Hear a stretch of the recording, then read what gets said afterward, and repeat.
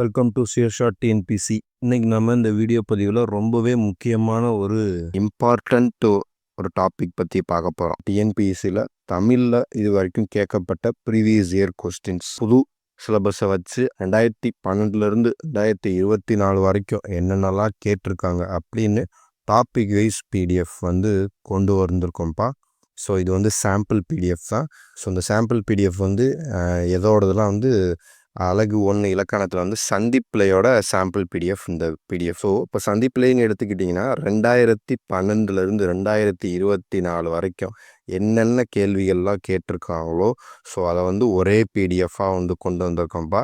So மொத்தமாக ஒரு 71 questions சந்திப்பிள்ளையிலேருந்து மட்டுமே கேட்டிருக்காங்க. பாருங்களேன், 76 கொஷின்ஸு சந்திப்பிள்ளையிலேருந்தே மட்டும் கேட்டிருக்காங்க. ஸோ இப்போ நம்ம ஒரு டாபிக் படிக்கிறோம், சந்திப்பிள்ளை படிக்கிறோம். ஸோ இல்லாட்டி அடுத்து பிரித்தெழுதுக, சேர்த்தெழுதுக, சொல் பொருள் இந்த மாதிரிலாம் படிக்கிறோம். புக்கில் படிக்கிறோம், 6th to 12th அந்த மாதிரி படிக்கிறோம். ஆனால் ப்ரீவியஸ் இயர் கொஷின்ஸ் மட்டும் நம்ம மொத்தமாக எடுத்து டெஸ்ட் மாதிரி தான் போட்டு பார்க்குறோம். ஸோ நம்ம ப்ரீவியஸ் இயர் கொஸ்டினையுமே நம்ம படிக்கணும். ஆப்வியஸாக இலக்கணத்துக்கு ப்ரீவியஸ் இயர் கொஸ்டின்ஸ் ரொம்ப ரொம்ப முக்கியம். ஏன்னா ப்ரீவியஸ் இயர் கொஸ்டின்ஸ் ரிப்பீட் ஆக வாய்ப்புகள் அதிகமாகவே இருக்குது. ஸோ இந்த இதிலே பார்த்தீங்கனாலே தெரியும், நிறைய கொஸ்டின்ஸ் முன்னாடி கேட்டிருந்தது பின்னாடி அடுத்து ரிப்பீட் ஆகிருக்கு. நான் செக் பண்ணேன், இந்த பிடிஎஃப் எங்கள் டீம் தான் ரெடி பண்ணாங்க. ஸோ நான் ரெடி பண்ணிவிட்டு எனக்கு காமிச்சதுக்கப்புறம் நான் ஒரு வாட்டி செக் பண்ணேன். ஸோ நிறைய கொஸ்டின்ஸ் ப்ரீவியஸ் இயரில் கேட்டிருந்தது அடுத்த இயர் இல்லாட்டி அதுக்கு அடுத்த இயரில் அப்படின்னு கேட்குறாங்க. ஸோ அதையே நம்ம விடணும் அப்படிங்கிறதுக்காகத்தான் இந்த பிவைக்கு நம்ம இம்பார்ட்டன்ஸ் கொடுத்து படிக்கணும்ப்பா கண்டிப்பாக. ஸோ பிவைக்கு மொத்தமாக நான் 2012 கொஸ்டின் 2013 கொஸ்டின் அப்படின்னு மொத்தமாக உங்களுக்கு கொடுத்துட்டா எந்த விதமான பிரயோஜனமும் இல்லை. அது உங்களுக்கு ஒரு டெஸ்ட் போட்டுக்கிறதுக்கு வேணால் நல்லாயிருக்கும். ஃபுல் டெஸ்ட் அட்டன் பண்ணி பார்க்கலாம், இந்த கொஸ்டினை வச்சு ஃபுல் டெஸ்ட் அட்டன் பண்ணி பார்க்கலாம். அப்படின்றதுக்கு உங்களுக்கு இந்த டிஎன்பிசி ஃபுல்லாக கொஸ்டின் பேப்பரை கொடுத்துட்டோம்னா அது உங்களுக்கு அப்படி இருக்கும். பிவிக்கு கொஸ்டின்ஸே ஒரு கொஸ்டின் ஆன்சர் மாதிரி நீங்கள் படித்து வச்சுக்கணும், கண்டென்ட் மாதிரி நீங்கள் படித்து வச்சுக்கணும். போய் அதை கொஸ்டினை பார்த்தோன்னே இந்த கேள்விக்கு இந்த ஆன்சர் தான் அப்படின்னு கரெக்டாக போட்டு வர மாதிரி பிவைக்யூ கொஸ்டினையும் நான் படிக்கணும் அப்படின்னு உங்களெலாம் சொல்ல விருப்பப்படுறேன். ஏன்னா நமக்கு பிவைக்யூ ரொம்ப ரொம்ப இம்பார்ட்டன்ட். தமிழை பொறுத்த வரைக்கும் நியூ சிலபஸில் 7 யூனிட் மொத்தமாக கொண்டு வந்துட்டாங்கப்பா. ஸோ நம்ம 7 யூனிட்டுக்குமே நியூ சிலபஸை படி நமக்கு பிவைக்யூ கொஸ்டின்ஸ் தலைப்பு வாரியாக நம்ம கொடுக்க போகிறோம். ஸோ அதுக்கான ஒரு முன்னோட்ட வீடியோ தான் இந்த வீடியோ, ரைட்டா? இதில் சந்திப்பிலை கொண்டு வந்திருக்கேன்னு சொல்லிட்டேன். So okay.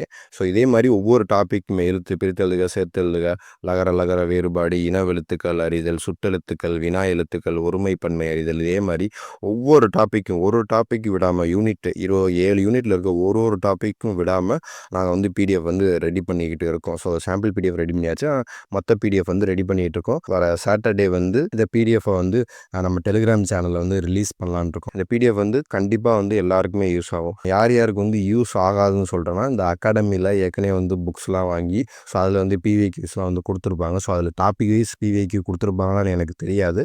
அதில் ஃபுல் அந்த 2012 2024 நடந்த கொஷின் பேப்பரை வேணால் கொடுத்துருக்க வாய்ப்புகள் இருக்குது அகாடமியில். ஸோ மற்றபடி வீட்டிலேருந்து படிக்கிறவங்க, ஹவுஸ் ஒய்ஃப்ஸு, வேலைக்கு போயிட்டு படிக்கிறவங்க, ப்ரிப்பேர் ஆகிறவங்க, அவங்களுக்குலாம் இந்த பிடிஎஃப் ரொம்ப ரொம்ப யூஸ்ஃபுல்லாக இருக்கும். ஒரு டாபிக் பார்த்துட்டோம்னா டாப் டு பாட்டம் பார்த்த மாதிரி இருக்கும். இப்போ ஒரு டாபிக் பார்க்கணுன்னா கண்டிப்பாக ஸ்கூல் புக் படிக்கணும். ஸோ அதுக்கு தகுந்த மாதிரி சோர்ஸ் மெட்டீரியல் படிக்கணும். அண்ட் பிவைக்யூ பார்க்கணும். இதான் ப்ராசஸ் ஒரு டாபிக் படிக்கணும்னா. ஆனால் பிவைக்யூ பொறுத்த வரைக்கும் மட்டும் கொஷின் ஆன்சரை தான் இருக்குது, டாபிக் வைஸாக பிடிஎஃப் இல்லை. ஸோ அந்த டாபிக் வைஸாக பிடிஎஃபையும் நம்ம கொண்டு வந்துட்டோம்னா உங்களுக்கு படிச்சுட்டு பிவைக்யூ கொஷினையும் படிச்சுட்டு ஃபுல்லாக ஒரு டாப்பிக்கை ரிவிஷன் பண்ணி முடிக்கிற ஒரு சாட்டிஸ்ஃபேக்ஷன் இருக்கும். டாப் டு பாட்டம் நான் ஒரு டாப்பிக்கை படித்து முடிச்சிட்டேன், இதுக்கப்புறம் இந்த டாபிக்கிட்ட எதுவும் இல்லை அப்படின்ற ஒரு சாட்டிஸ்ஃபேக்ஷன் வந்தாலே உங்களுக்கு கான்ஃபிடன்ஸ் லெவல் இன்க்ரீஸ் ஆகும். எக்ஸாமில் ஈஸியாக நம்ம போயிட்டு அட்டன் பண்ணிட்டு வரலாம். ஸோ ஓகே, எல்லோரும் நம்ம டெலிகிராம் சேனலில் ஜாயின் பண்ணிக்கோங்க. சனிக்கிழமை இந்த பிடிஎஃப் எல்லாமே ரெடி ஆகிரும்.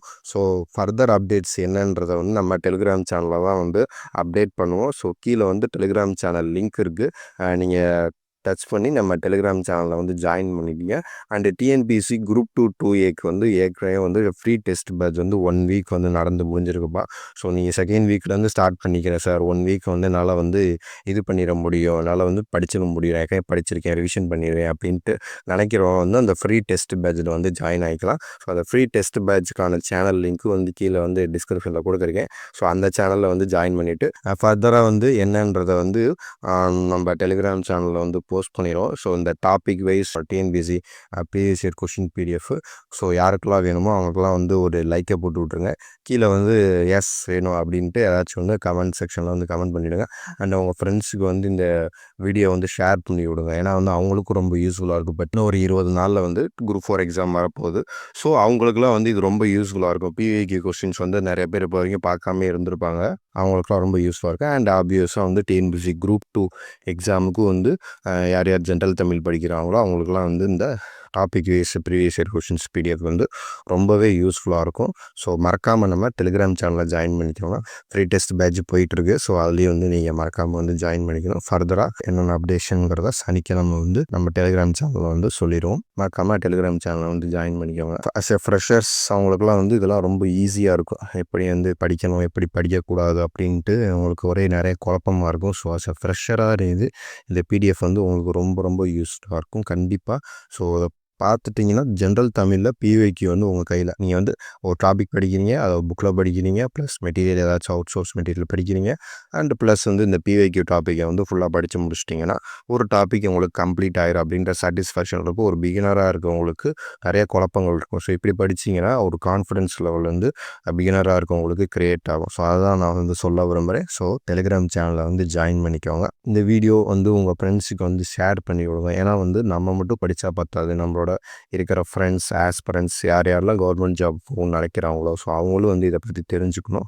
அவங்களுக்கும் இந்த பிவிக்யூ மெட்டீரியல் வந்து யூஸ் ஆகும். ஸோ உங்கள் ஃப்ரெண்ட்ஸ் யார் யாரெல்லாம் வந்து டிஎன்பிஎஸ்சி படிக்கிறாங்களோ அவங்களுக்குலாம் மறக்காமல் வந்து ஷேர் பண்ணி விட்ருங்க. மீண்டும் ஒரு வீடியோ பதிவு சந்திக்கிறேன். நன்றி.